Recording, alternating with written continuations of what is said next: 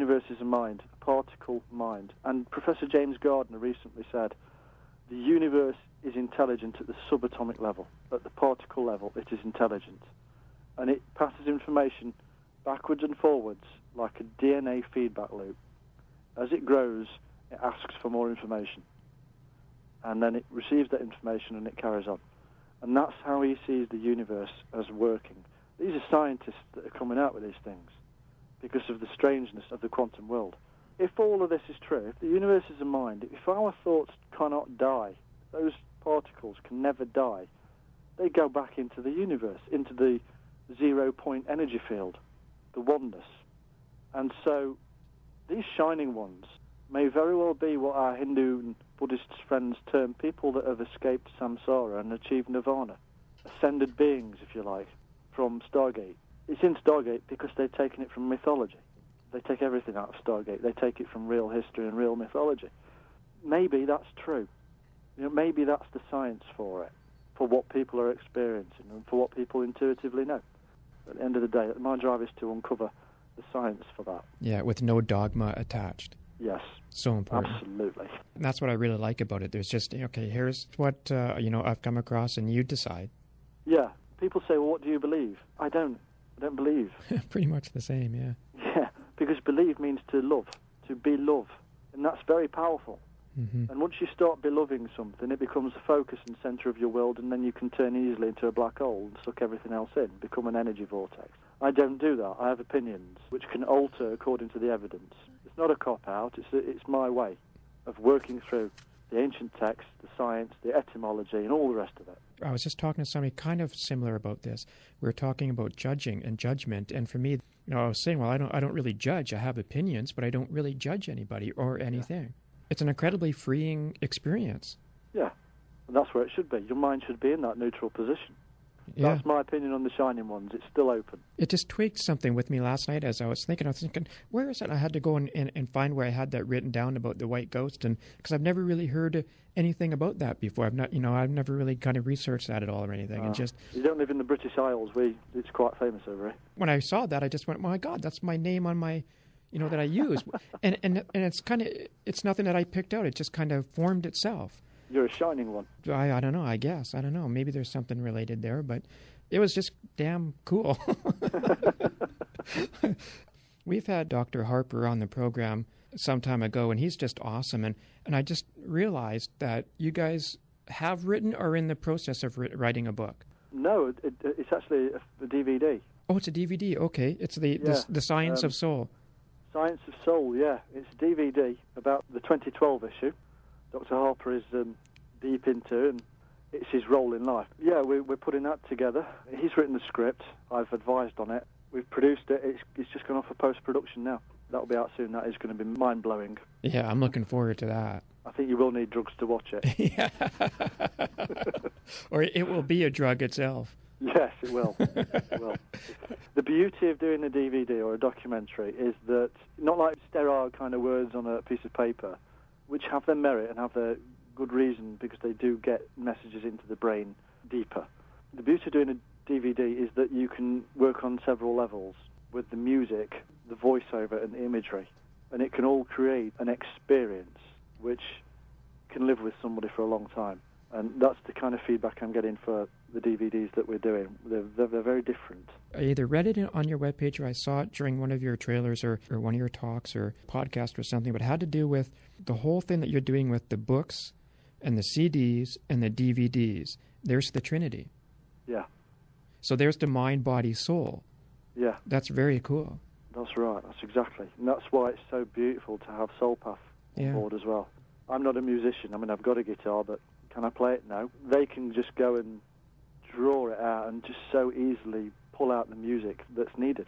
Just a wonderful link-up. I've spent decades now collecting images, footage from all over the world. I've been all over the world, and it's all coming together so incredibly well. And the DVDs, they do seem to be the way forward for a great many people who don't have time to read because they're all on the hamster's wheel. And the beauty is they can stick a DVD in while they're on the plane, and very slowly the hamster's wheel can come to a full stop and they'll step off. I learned that the TV, that kind of medium, can be an incredible tool for, whether it's advancing or for knowledge or for wisdom. I kind of tend to go towards wisdom, and, knowledge is, well, just knowledge, but wisdom to me is the important thing. But it can be a real pathway to the divine if used correctly. Yeah, here. I've spent enough years doing sweet drinks and pop bands, commercials on there. It's time I paid back. Yeah, very cool. And, I was just thinking, too, that the whole kind of marriage between yourself and Soul Path is, I kind of see you as having the keys to the sacred past, and they can have the keys to the sacred present. Yeah. It all works so well, because they've got a message as well, and it's getting across. And if my name disappears off the face of the planet and Soul Path's message remains, then I'm a happy man, because it's a good message. Indeed. A message from the heart of the universe itself. Listen to me. Yeah. I'm trying to communicate with you, and the messages you're sending back to me aren't always very good. Yeah. The guy the other day, I know, is dying of cancer, and he sat and he blessed his food, and he thanked nature for the food. And a vicar opposite him, a priest, got up and said, "What is God?" And my friend stood up and said to him, "You're an idiot. You've been a vicar for 50 years, and you're asking me what is God."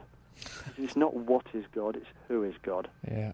The falsity of the whole thing is just nonsense. This man, in pure heart, was thanking for what he'd received, for that wonderful bounty that nature gives us.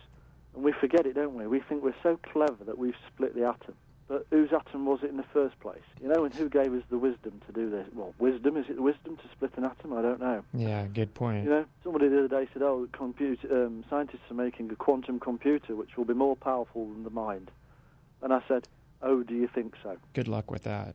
Yeah, nothing will be more powerful because our mind is in connection to the great mind. Yeah, there's no way. The whole audacity of man, Arrogant. They're so arrogant that we can go and harpoon whales and cut their blubber off.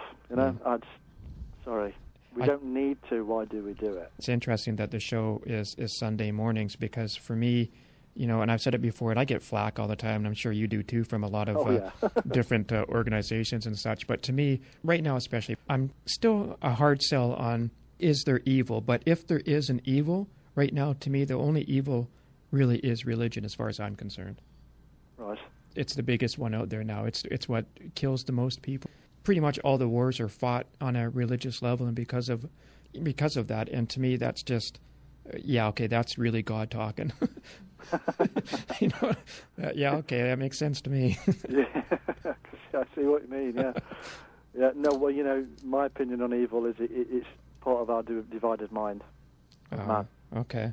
It's one side of us. We create the religion, and we're divided people. So it's the imbalance that creates that. Okay. Yeah, we create religion in order to control other people. Yeah, well, exactly. Yeah, it's all about that. And that's man creating something. Yeah. So it's come from man in the first place, but it's come from a man who deems power and wealth and his own ego as more important than anything else. Yeah. So therefore, it's come from an evil, divided mind. How more unbalanced can you get? Exactly. And we're supposed to listen to these people. Yeah. See, that's what I could never get. That I couldn't. Why would I give my line to the divine away to somebody else? That's right. Crichton Miller, a good friend and author of mine, as he points out, these little gold coins we call money and silver coins, they're in the image of the sun and the moon for a reason. Because they were made in the image of the sun and the moon. They were God. They were the gods. They were powerful, this money. And what have we done? We've abused it again. Whatever we do with God, we abuse it. Yeah. We always seem to abuse it. And one day he's going to take that image of himself back and say, you've not got no more money. Yeah. You're on your own now, buddy. Think again. Yeah. Yes, and that runs in line with what Dr. Harper talks about, our relationship to the sun. And Crichton Miller says the same thing. The sun is a very, very powerful thing for us. It can get angry in a great many ways. Yeah, just take a look at some of those solar flares.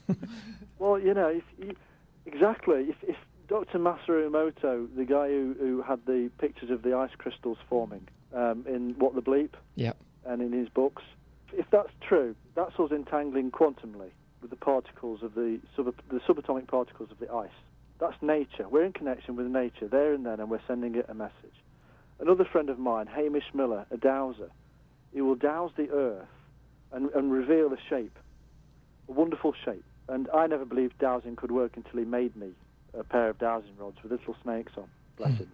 Wow. He's got an iron forge and he creates these things. And I put them in my hand and I couldn't believe it. They started moving. It blew me away completely. I was in touch with the electromagnetic radiation of the earth. And he douses the shapes in the earth. And then he gets a group of people together and he says, see this, this is the shape. It may be a simple square or something, I don't know. But then he gets people to tell the earth that they love it, to connect, to communicate.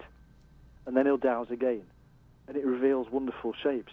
The shapes get more and more complex, like a message coming back from the earth to us to say, I hear what you're saying. It's just so profound when that happens. That's when you can feel connection. Yeah. When you can physically manifest it there and then. Our ancestors have been doing this for thousands of years. We're not discovering. I'm not discovering anything. I'm just rediscovering stuff. You know. Yeah, we're just remembering. That's right. Yeah. It's genetic memory that's coming up. What's new coming up? You're doing is this a new documentary, The Bridging Heaven and Earth? No, I came to California and filmed that. I think that's already aired. Oh, okay. Bridging Heaven and Earth. What I'm currently doing at the moment is working hard on a new documentary called Quantum Mind of God, subtitled Our Questions Are About to Be Answered. This all came from, what you would call a point of enlightenment on Boxing Day. Wow. Of all days. And I've said to all the people around me, I have no idea where I will go from here, but when this is finished, I don't need to be here anymore. This is it. This is the Grail. Wow. So I will send you a copy as soon as it's done. Oh, that would be awesome. I very much look forward to that. That's this time right now, this whole time up until 2:12. That's what it's all about. It's strange and you can't explain to people, but I feel that that's it. Yeah. I don't need to do anymore. And then it would be a waste of time after that. Yeah. Having said that, the next 5 books are already written and set to come out over the next 2 years. So, wow. March, we've got the Ark, the Shroud and Mary, which redates the Shroud, explains how it was made and who was in it, and tracks down the Ark. So that's going to be an interesting time. I'm going to get some flack, I'm sure, but, with everything that I do, it's scientifically tested. I talk to archaeologists, I go to universities. It's done the laborious way around, and that's what we've done with this. And it's incredible how it relates to everything we've been discussing. But I can't say. Yeah, I hear you. I understand. I'm not allowed. Yeah, contracted to keep my mouth shut. Damn After publishers. That, at the end of the year, I've got in June I've got another book called Secret Societies, which is a book on my journeys, my connections to.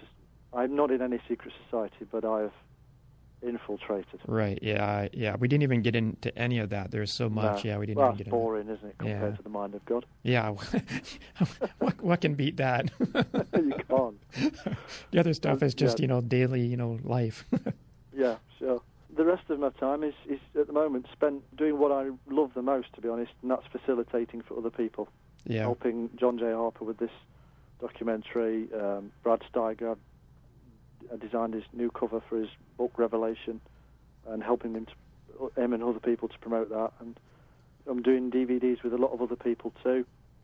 There's several being done at the moment on UFOs and ghosts, believe it or not. And this coming weekend, I'm off into a county called Lincolnshire to interview a whole family that claim to have been abducted by space aliens. So that's going to be fun. Yeah, that sounds interesting. Yeah, so this is all what we're doing. We're doing lots of filming. It's a really exciting time. For me, that's the whole point of the show, and that's sharing people and their journey. There's always been nothing better that I've liked than sitting around a fire and listening to people's stories. Yeah. And there's just nothing better. No, absolutely. Well, once again, I want to thank you for taking the time to share your sacred space with our sacred space. Thank you very much for having me. Lots of blessings to everybody. Thank you. And it was really a blessing having you on the program. And that was Philip Gardiner, author, documentary maker, and, bard. You've been listening to Sacred Space here on CJUM 101.5 FM out of Winnipeg, Manitoba, Canada. Peace out.